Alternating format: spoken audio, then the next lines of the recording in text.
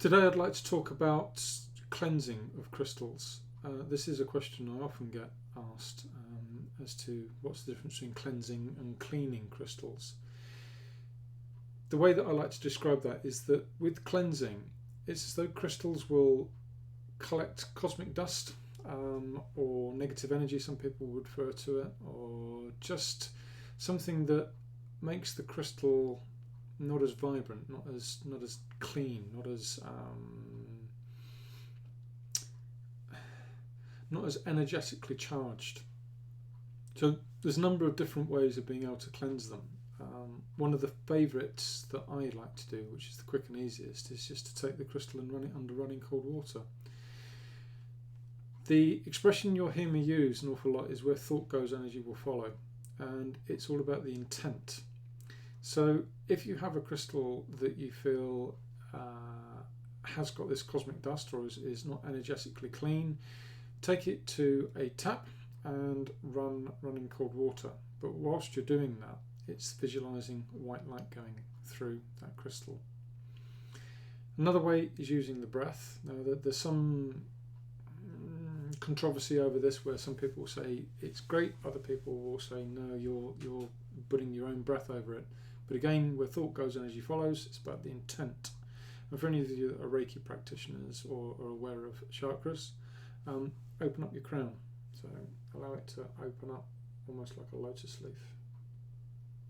Once it's fully open, draw in white light, and that white light is from the cosmos.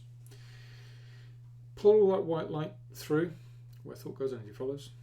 Fill your lungs with that white light, that breath, and then if you take a crystal and simply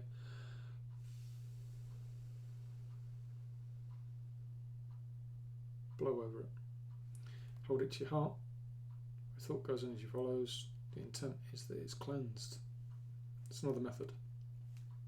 Another one that I like to use is rose petals. So if you get yourself a nice dish, put rose petals in it, put the crystal in, and just allow it to bathe in those rose crystals, and you'll find that it has a completely different energy. Another method would be brown rice, raw.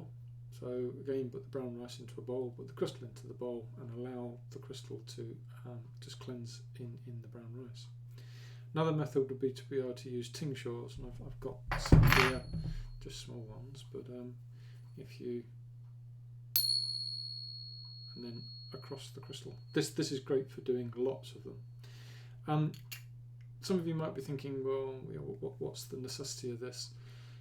It's all about the intent. You're utilising a tool that has potentially got an awful lot of power, and you want to make sure that it is clean, that it is cleansed.